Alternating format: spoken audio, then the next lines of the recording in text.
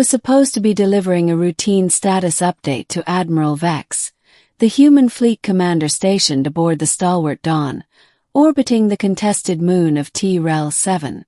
After weeks of tense standoff between the human coalition and the Saravari Empire, we had entered a fragile ceasefire, one bound by paper-thin promises and the occasional exchange of veiled threats over encrypted comms. So when I wandered down the velvet-carpeted corridor of Deck 27 and the doors hissed open without protest, I didn't think twice. That was my first mistake. Admiral Vex? I asked, stepping into the chamber, an oddly luxurious space with silver-framed columns and a faint scent of something floral and strange in the air. A figure rose from a lounge chair at the far end, tall, radiant, and utterly not human. My eyes widened as I realized I was not only in the wrong room, but in a restricted section of the diplomatic wing.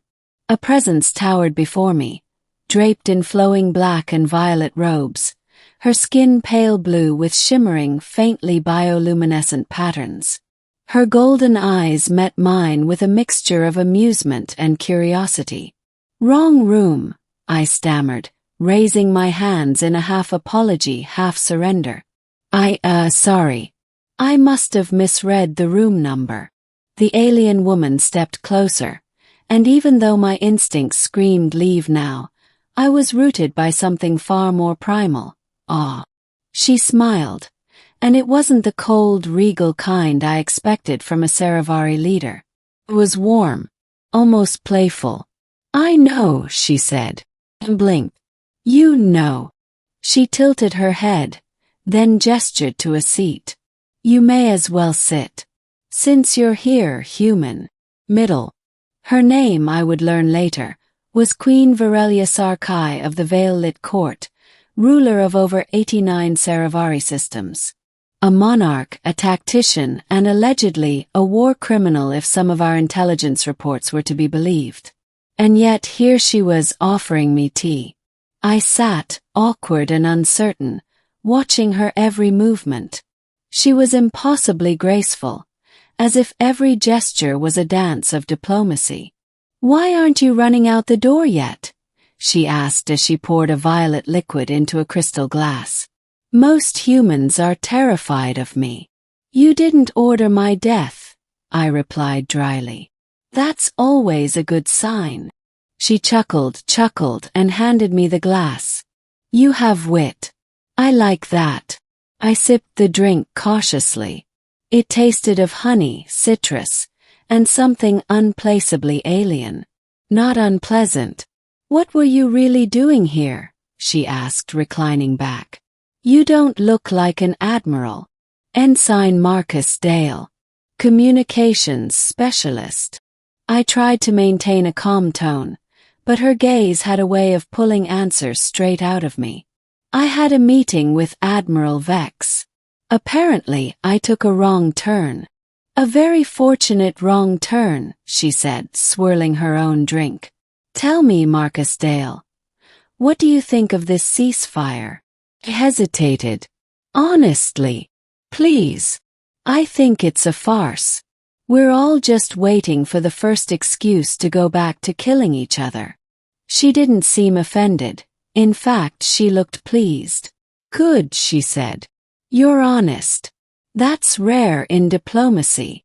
Over the next hour I sat there in disbelief as we spoke. Not just about politics but about our worlds, our people, our beliefs.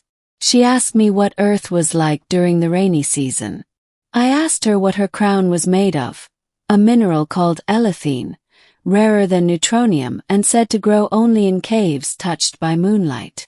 She told me that among the Saravari, sharing a drink from one's private table was an act of trust. When I realized what that meant, my heart skipped. "Wait, this is a symbolic gesture." "More than that," she replied. "It means I do not consider you beneath me." That's when the alarms started blaring. Incoming transmission. Code red. Hostile movement detected. The walls shimmered red as the alert echoed across the diplomatic wing. The ceasefire was broken. Ending. I stood up instinctively, ready to run, but Virelia didn't move. Your fleet will think we did this, she said calmly. That the Saravari broke the truce. They didn't. Yes. Her expression darkened. Not my people. But perhaps one of my warlords. Or perhaps someone from your side looking to provoke chaos. Doesn't matter now. Blood will spill. I tapped my comms unit. Nothing. Jamming. What do we do? Yes. You, Marcus Dale, you leave. She waved her hand, and a section of the wall melted into a corridor I hadn't noticed before. There's a service route through the ventilation shafts. It will lead you back to human territory without being seen. And blinked. You're letting me go. She stepped forward, closer than before, and rested a hand on my chest. I don't want this war, she said quietly. Not yet. Not until the galaxy knows what peace could be. If we tried. Our eyes locked again. You're going to tell your people that I spared you, she said. You'll tell them the Saravari Queen offered you sanctuary instead of a dagger. I will, I said, almost breathless. But then I hesitated. I didn't want to go. As if sensing my inner conflict, she leaned in and whispered, Go, human, or I'll keep you here. And that would start a war your people are not yet ready to survive. I stepped back. One foot, then another. And as I turned to the corridor, she said softly, Next time, Marcus Dale, don't knock. Come in. On purpose. I crawled through the tight metallic vents, heart hammering, barely able to process what had just happened. When I emerged on the other side of the diplomatic ring, I was immediately apprehended by human security. Guns, scanners shouting. But all I said was, Wrong room. They didn't find it funny. 1 week later, the war never resumed. The incursion had been pinned on a rogue Saravari commander, executed publicly by Queen Virelia herself in a move that stunned human analysts. She sent a message directly to Admiral Vex. The war must wait. I have tea to finish. Virelia hadn't just spared me. She had used our chance encounter as a shield for peace. Diplomacy restarted. Warships retreated. No. I couldn't stop thinking about her.